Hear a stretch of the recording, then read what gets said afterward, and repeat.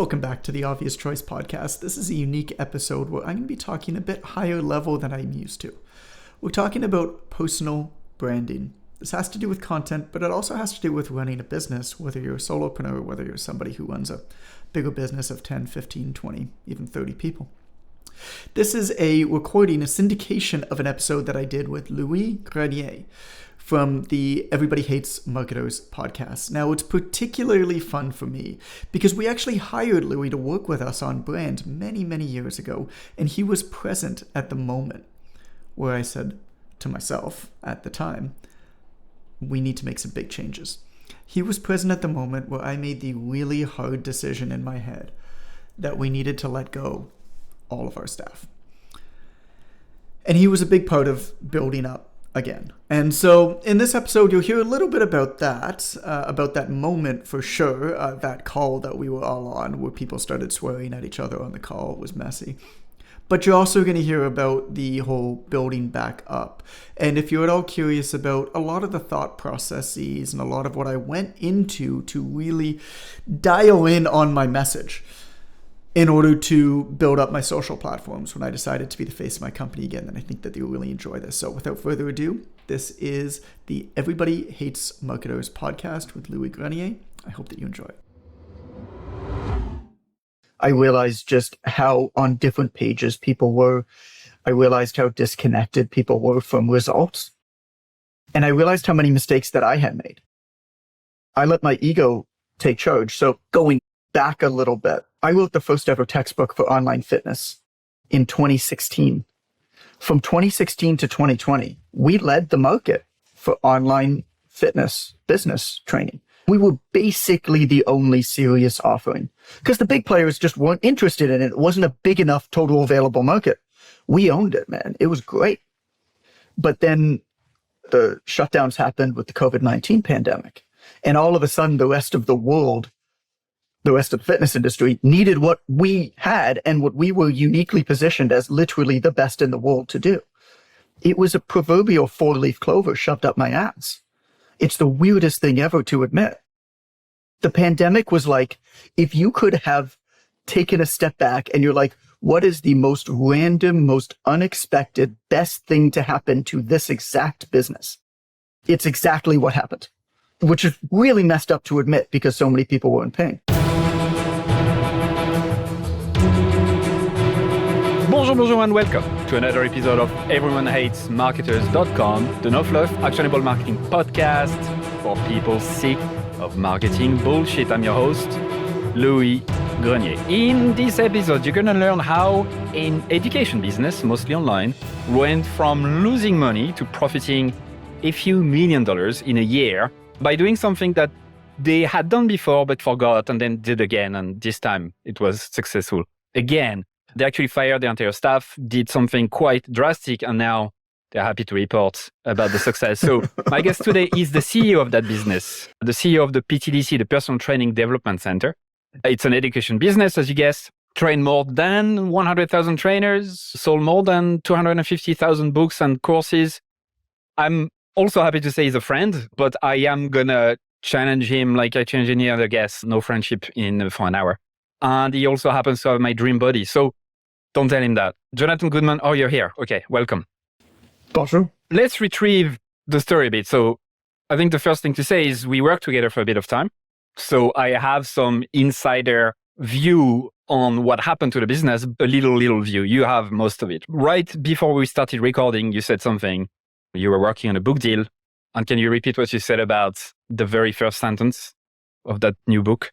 Oh, so I'm working on the final touches of the book proposal.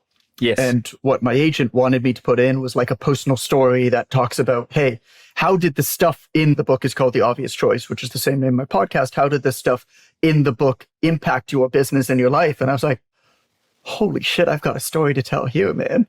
I didn't even think about it. It wasn't even the book.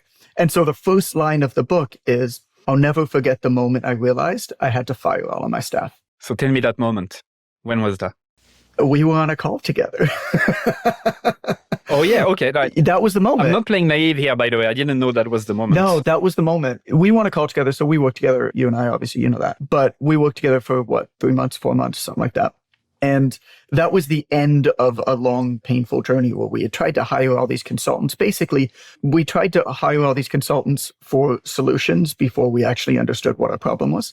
And we tried so hard to increase the conversions of a landing page by 1%.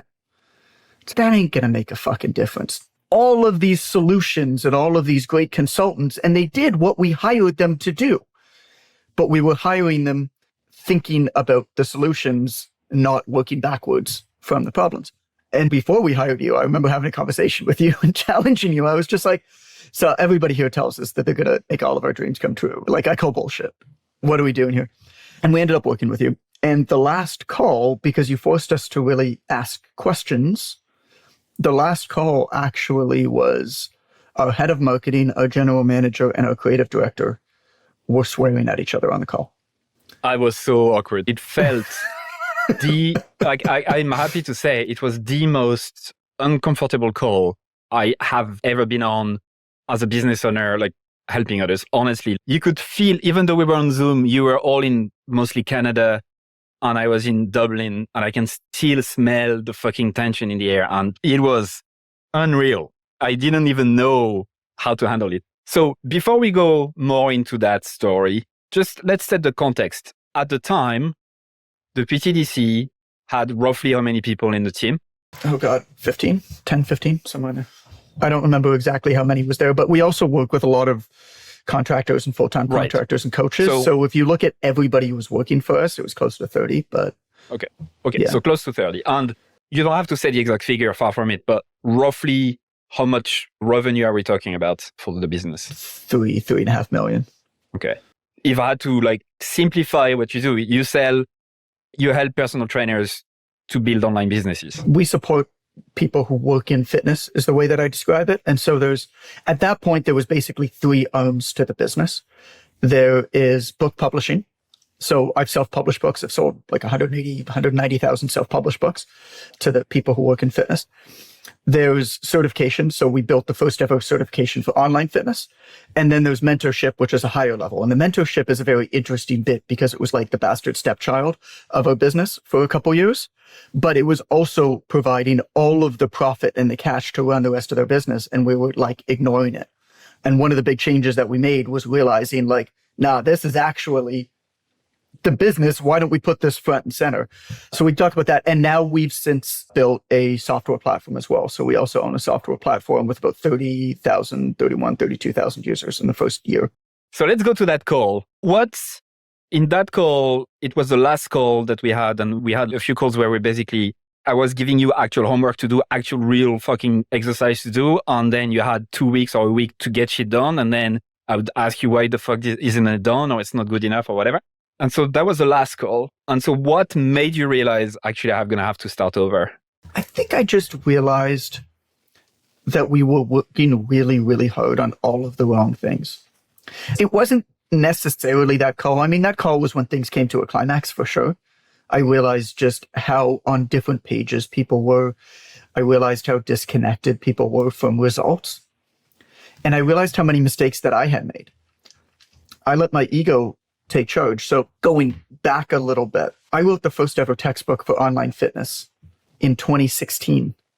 From 2016 to 2020, we led the market for online fitness business training. We were basically the only serious offering because the big players just weren't interested in it. It wasn't a big enough total available market. We owned it, man. It was great. But then the shutdowns happened with the COVID-19 pandemic. And all of a sudden, the rest of the world, the rest of the fitness industry needed what we had and what we were uniquely positioned as literally the best in the world to do. It was a proverbial 4-leaf clover shoved up my ass. It's the weirdest thing ever to admit.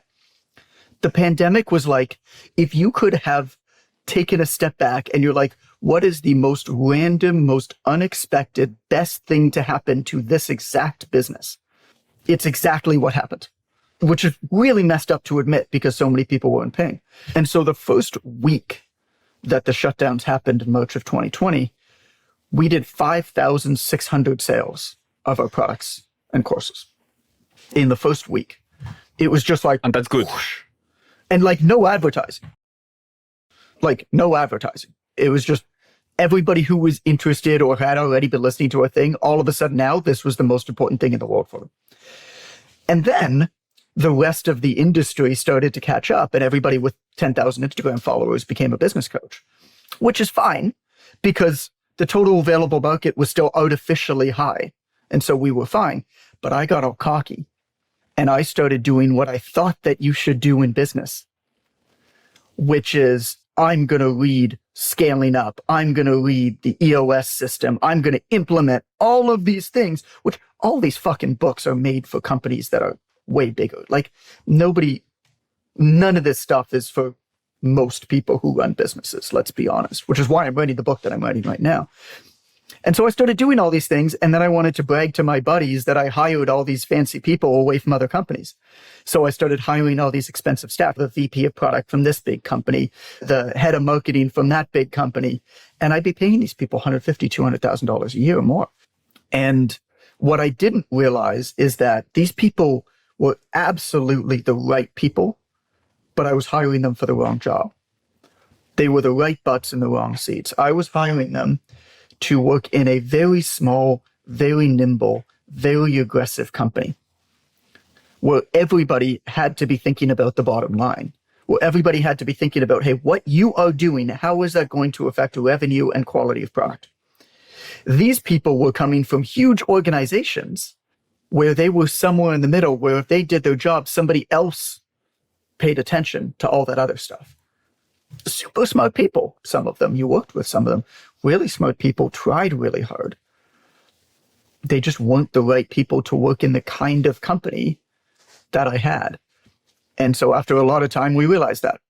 What I figured was like that happens a lot, that unless folks working with small companies like yours that are, as you say, aggressive and you need to really stay on top, unless they have their own business or they have their own business, unless they've experienced the actual anxiety, the real fucking effort that it takes to actually get clients, close them, do the shit that needs to be done, stop planning on slides and fucking get shit done. Unless you have that, it's so difficult to actually learn it on the go. Do you agree with that? Yeah, look, there's something to be said for what got us here is not going to get us there. I'm very much a 0 to 1 type person. I can roll up a new business, a new idea fast, dude. But when it comes to actually running the thing, I largely lose interest in it. I'll tell you the biggest change that we made is I started to focus on hiring and working with what I call, I don't know if it's an official title or not, but what I call intrapreneurs, which actually what happened after COVID was there was a huge influx of these people. And it was a really neat kind of work environment because during COVID, a lot of people tried working for themselves. They left the company they were with or they got fired or whatever, right? And they're like, okay, I'm going to start my own business. It's going to be easy. And then they realize just how goddamn hard it is to run their own business. But they're still entrepreneurial minded. And so I started pulling these people and basically saying, hey, I'm going to handle, or our business is going to handle a lot of the administration, a lot of the like business stuff. And you can be an entrepreneur under our umbrella, and changed a lot of the compensation structures. I'm just kind of in a season of my life where I don't want to be going to bed around payroll time thinking, shit, how the hell am I going to meet payroll? We've never actually been negative. We've only had years in the black, but we came close. And the thing that people don't understand is that if you make call it $3.5 million and your expenses are 3, that's not even month after month, which means that the cash management, making sure that the payroll each month becomes a really stressful task. And you got to pay people. And so this way, the way that I changed the incentivization is payrolls, no problem. Because if our sales are down a little bit because it's summer season and sales in the fitness industry are always down a little bit in the summer, that's fine. Our expenses are down too. We'll chill a little bit, knowing that there's seasons to it. So that's the big change that you made. Let me go back to when we first started together, and I had the advantage of being new. And so I could see things for where they were, or at least I thought, right? So, so what did you think? If I had to summarize the biggest problem from my perspective, it was that you were drowning in insight, drowning in information. You actually didn't fucking know what to do anymore. And it was so striking. You had so many slides and reports, and I only asked a few, and I know you had way, way more. So you were so much into it that you couldn't see anything anymore, which is very common, right? Everybody was scared to do anything because we had so much data. We had done so many really in-depth customer experience interviews. And we also became scared. There was a number of staff, this is a whole different conversation, but there was a number of staff that I imagine this is a much bigger problem at bigger companies who just happened to give a shit about whatever people happened to give a shit that day.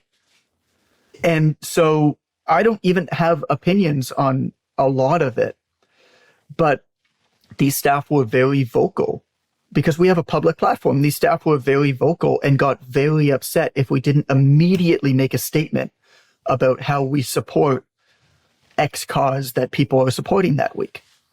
And I'm sitting here and I'm like, I didn't even know this was happening until you brought it up.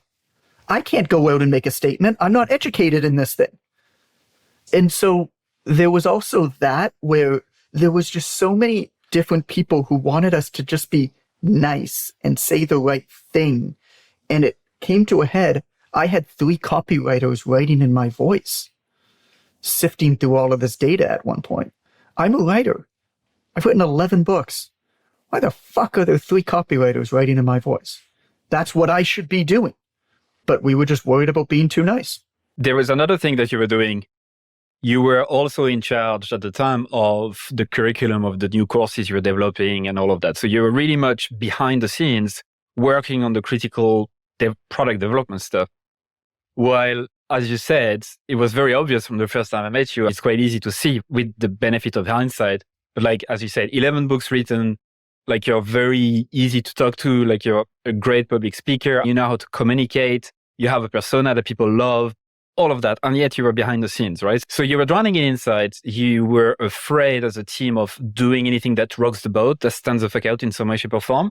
And that turned out to be like everyone was bringing their own color and then it turned out gray, right? Like when you mix everything together, it's just gray. Yeah. And then the last thing was that. Let me add one thing to that. So at that point, we thought what was going to save our company was to do more of what wasn't already working. Yeah. Optimize the funnel another time. So there's the TV show South Park, right? One of the most famous episodes is the Underwear Gnomes episode. And what happens is there's a series of underwear gnomes who steal underwear. And it goes, step 1, collect underpants. Step 2, question mark. Step 3, profit. And at one point, what happens is the underwear gnomes become so good at stealing underwear that they just keep doing that because that's just what they've always done. They never think about how that's actually going to turn into profit. They just steal more fucking underwear. This is what happened. We became so good at online education. We're like, clearly what's going to get us out of this is more online education. Let's just build more courses. It's like, well, not enough people are buying a course over here that costs $2,000. And we think the solution is to build 4 new courses that are going to cost $200 each. Nobody did the math on it. We just jumped right into doing it because it was what we were good at. And the second I sat down and did the math, I was like, this is how many customers we need. This is like 100 times increase in customers in order to make this work. It made no sense. But we were running in all different directions. So I wanted to add that too, because I don't know anybody listening, whether that type of idea, I see this with content all the time. We're always creating content. Well, your content has literally never worked. But you have a business. So what has worked before to actually get customers? It gets to a point where like creating content's really hard, but then you get to a point where you can do it. And then you just keep doing it, even though it's never actually worked. And then you say, oh, how can I do this better? It's like, you don't need pretty pictures. Like, it's never worked. Trying to get something that's never worked to start to work is a way harder problem to overcome than figuring out what's already worked and just doing more of that. So if we go back in time and look at the birth of the company, you started it in 2011. So my first book I started writing in 2009, but the website started 2011. And so at that time, what was it? What were you doing? Were you just writing articles as a blog? I was personal training 10 to 12 hours a day. And I was getting home at 9:30 at night. And I would write an article for the website. And I published every Tuesday and Thursday, come hell or high water, on this website. And you did that for how long? God, 7, 8 years. I mean, that website has over 1,500 free articles on it. I pulled the stats for the first time ever. It's had 17 million unique visitors. At its peak, we had 4 million a year. And this is like an industry niche blog. There's only 300,000 some personal trainers in the United States. Like, for context, right? We were the go-to platform for the industry. But at that point in 2011, I was personal training in a little boutique gym in Toronto, and then I was going home to my one-bedroom apartment. I was writing about what I was doing, and then I started publishing other people as well, because I realized that there were other people who had good ideas. So I'm going on the Wayback Machine now, which is a site where you can see, No, I am, because, it's fun, right? To go back to your point on what can you do that worked? What can you, that's exactly what it is. Because if we had to summarize what you've done, and again, in hindsight, it sounds fucking obvious or duh, but you basically had forgotten as the founder, as a team, what had worked and started to optimize the house of cards, really. So if you look at the website, folks listening can go, it's theptdc.com. And it looks exactly like you expect from a website in a decade ago, which is a bit less polished with like stock pictures and shit like that. But it's mad to see that you've done that on your own for a while, right? You started to have contributors after, but like you've built that fucking thing, that niche website on your own, writing articles. And I was the editor for 4 or 5 years, but I started a different Gmail account for the editor that I controlled, because I realized that all of our readers were messaging us wanting to write for us, and most of them were terrible writers, and we had to say no, but I didn't want to say no as me. So I pretended like there was a mysterious editor behind the scenes who turned all these people down. But to your point of the Wayback, I have a good story about that. So after we worked with you, our sales page for the Online Trainer Academy for the certification course just got so fluffy and superficial and nice and kind, and it wasn't converting at all. And you know what I did after we worked with you? I don't think I ever told you this. I went back to our stats and I looked at the best launches we ever did, because we had multiple $1 million launches of that program. And I went back to the best launches we ever did. And I went to the best launch we ever did. I went to the Wayback Machine, found the sales page, and just put that sales page right back up. And conversion rate went up again? It's been that program still.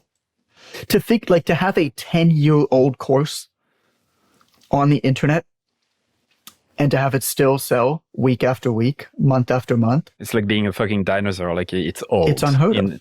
Yeah. It's unheard of. Well, we update it, but the course was designed to be based off of timeless principles, because in business, that's what matters. Who gives a shit about the algorithm? If you understand how humans operate, you know why humans use social media. It doesn't matter what the social media platform is. It's the humans who use it that matter. You did that blog on your own. You committed to it like an animal. Almost no one can do that. But you had I pretended that people cared a lot more than they did.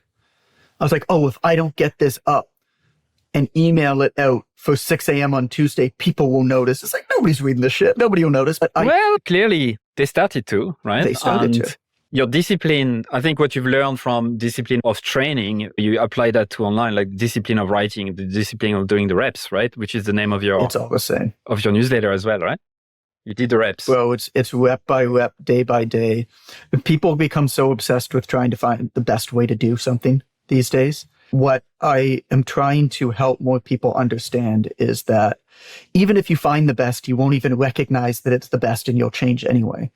And I can guarantee you that there are a huge amount of lowercase ge good enough ways to do something. And so the job then is figuring out what your good enough is and doing that consistently for long enough for compounding to take effect.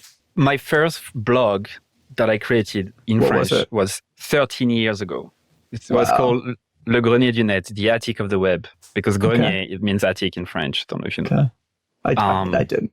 Yeah, so 13 years, right? Okay. And that's exactly it. I stopped and started again, but I've done the reps over and over again, and I can completely connect with that. It just takes such a long time. So, okay, you did that on your own. You did the reps. You faked having multiple people in the team. You started to add individual contributors. Only that one time. Yeah, still. And so when did you start selling stuff? Pretty early on. So 2011, I started doing some affiliate promotions to make a bit of revenue. And then 2012, I hosted my first seminar. How I started was I started hosting little seminars. Like I said, I was working at a little boutique gym in Toronto. They let me, nobody was there on the Sunday and Saturday, like afternoon. So they let me use the space. And so I just, like people who wrote for the website, I fly them in and I get them to speak, and I asked a buddy to film it. And we put on a seminar. So I think the first thing I ever did was called the Becoming the Expert seminar. 60, 70 people in a gym's exercise room. And we filmed it, and I turned it into DVDs, and I used a print-on-demand service called Vervante to sell the DVDs. That's when you know you're old, because you've been selling DVDs. Because you were selling DVDs. And so I did that a few times. I did 3 seminars like that, pretty small. And I sold them as DVDs. We did one, the Ultimate Fat Loss Seminar. One was called Hybrid Training. And then around 2012, end of 2012, I figured out, I'm like, okay, this platform's starting to grow. Like, people are listening to it. What do they need? And that was when I kind of figured out, it was like, actually, the best way to build a product is to first build a community and platform, and then figure out what they need, and then build what they need, versus building a product or service and being like, I'm going to do content to sell my thing. How am I going to get people to pay attention to my thing? It's actually better to get people first and then ask them what they need. And so I did 137 13-minute phone calls over the course of 2 months with personal trainers, and 13 minutes because I did 4 an hour and I wanted 2 minutes to pee in between. And all that I did is I asked them the same questions. What are your frustrations? What are you hoping to get out of it? And overwhelmingly, I was able to nail it down to one sentence, which is trainers after about a year in their career need to figure out a way to make a bit more money in a bit less time with a bit better schedule. Overwhelmingly, they told me that if they could make $500 to $1,500 more a month, it'd be life-changing for them. Meanwhile, everybody was marketing, become a 6-figure trainer. They started, become a 6-figure trainer. And I had all these people I spoke to who were just like, I need like $500. And one person mentioned online training. I was like, that's interesting. Never thought about that before. So I built a business model.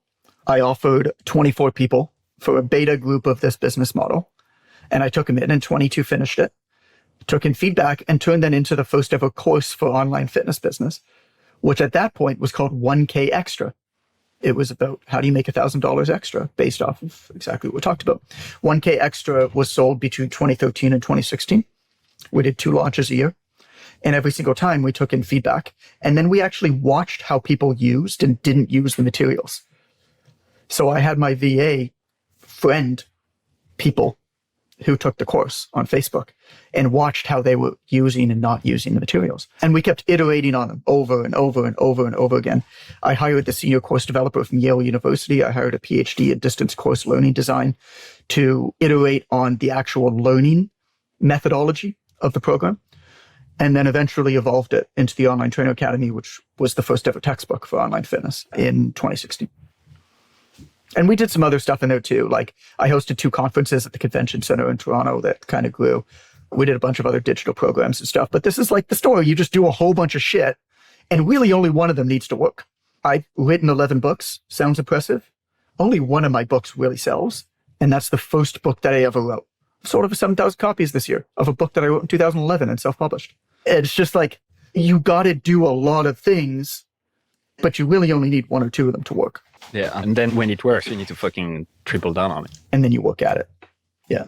So like the reason why I'm going back in time here for context for people listening is that the important thing that I found out, like from the outside perspective, was quite easy to see when we asked people, or actually we didn't ask anyone, you already had the data. I just look at the data, and clearly one of the things overwhelmingly your best customers keep saying that they loved about the business, they loved you, right? Because you talk the talk, and they basically wanted to be like you, which is because I've done it. It's one of the secrets of business, right? We had all of these people. We hired all these consultants who have never worked in fitness to tell us how we should talk to people who work in fitness. I did this. I was like, I'm that person. Like, I know how to talk. But it's not just that, right? So there's many, many people like you who have done it, but you also had, I think, another set of skills that when you intersect them, it creates something quite unique, which is the fact that you can talk as well. Like some personal trainer who are very good at what they do can't talk in front of camera, right? I mean, like anyone. You also had this, and you could write, and you fucking put down the reps to actually get better at writing. So, but I couldn't always do. Yeah, You want to see some of the first videos I ever you filmed? want to see my first interview? You want to see the know. first blog? Go to the Wayback Machine. Go to championlifestyle.blogspot.com. I don't want to bleed from my eyes, but it's how you learn. But regardless, you have this interest and whatever, and people recognize that. And yet, what I was seeing from you was, oh, I'm behind the scenes. I need to do this course. I need to do this, whatever.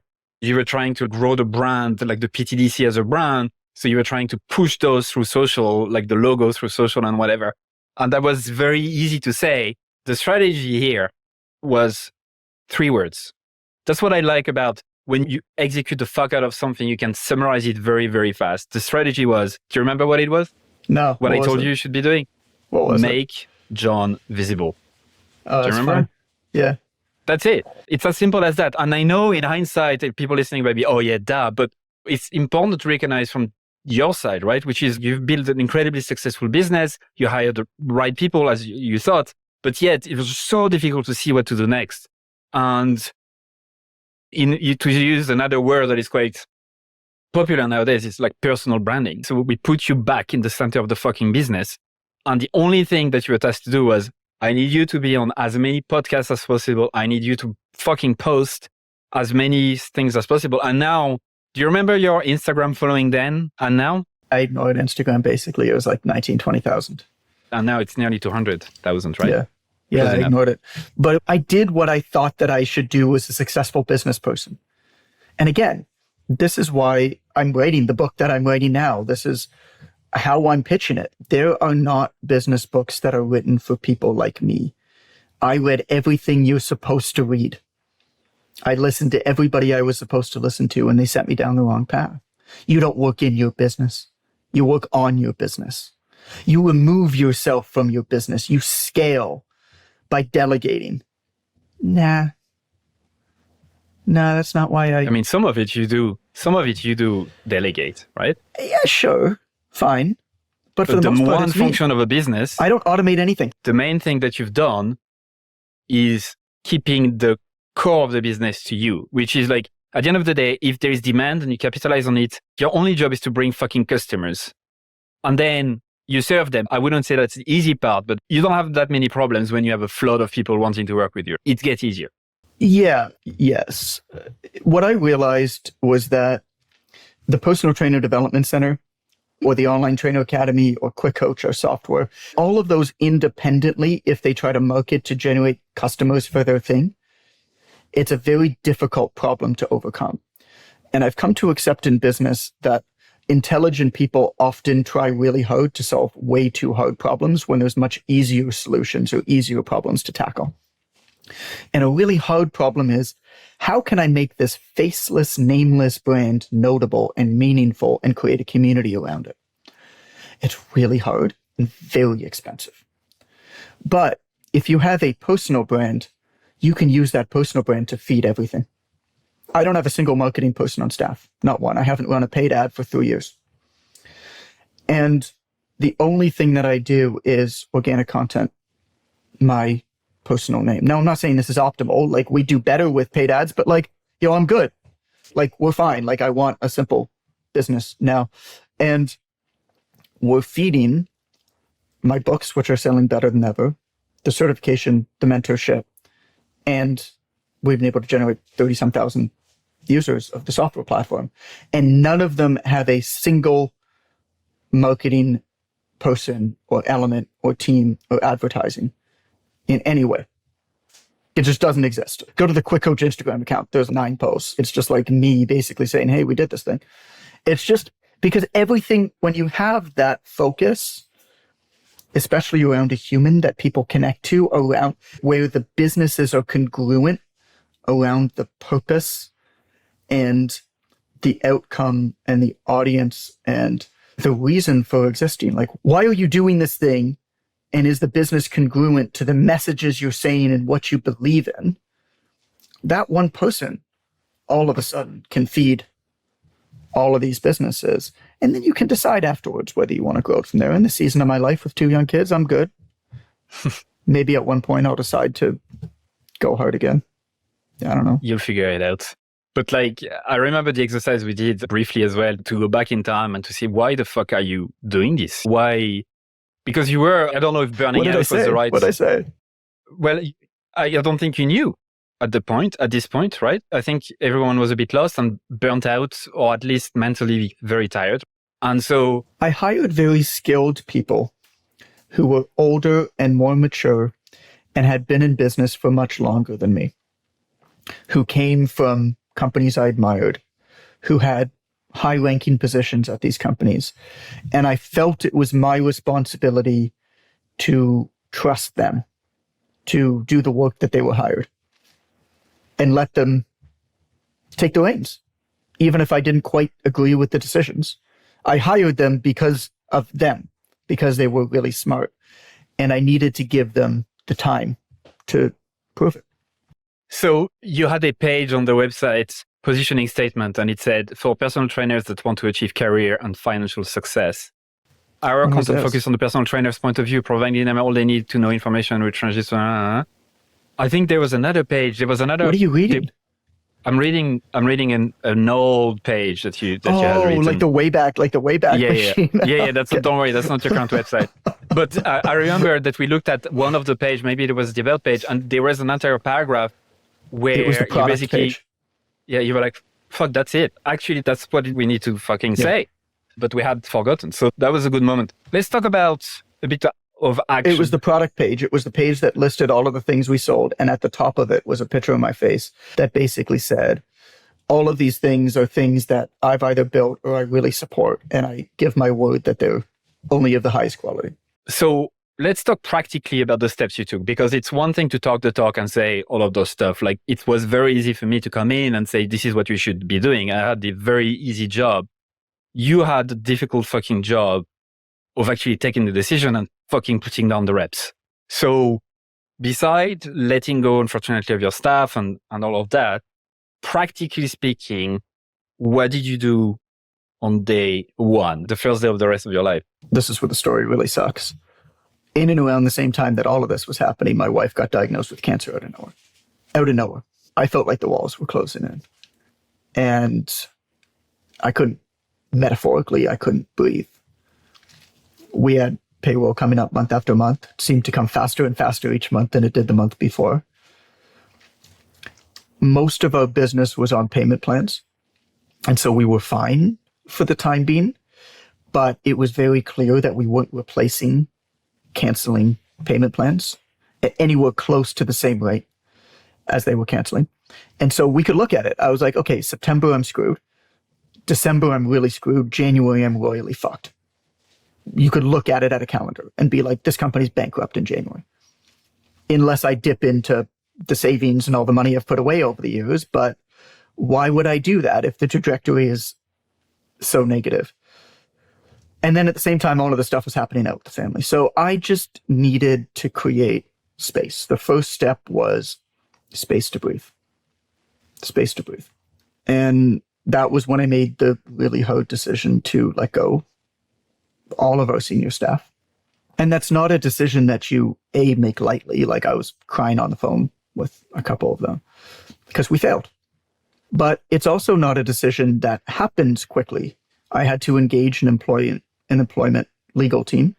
We paid out huge severance packages that took 4 or 5 months to finish paying out.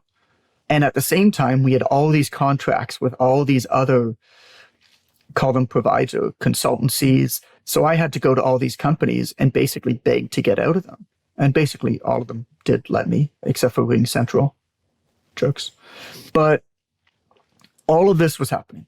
And I just needed that. Let's just shut it all down. Like, we had something like 15 articles in process.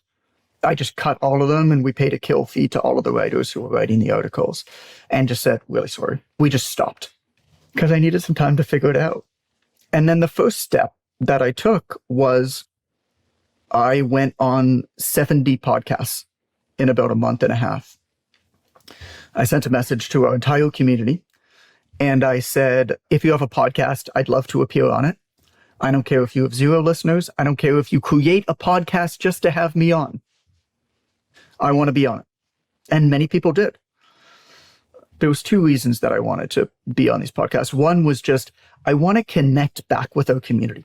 I need to just speak to humans again. I had gotten so wrapped up in what I now call human avoidance marketing, which has the acronym HAM, that I needed to just speak to people and listen to what they said. I also needed to talk about what I do over and over again, because I needed to look at their body language as I spoke about what I did. So I spoke about what I did and why it matters to these people, and I would speak about it in different ways with different stories. And I listened to how they responded, but more than anything else, I watched their body language as I responded. And that helped inform what we're doing. A lot of our success with the Personal Trainer Development Center was basically talent scouting. We created this way to identify talent in the fitness industry before they were big names. So we would share the work of a lot of other people.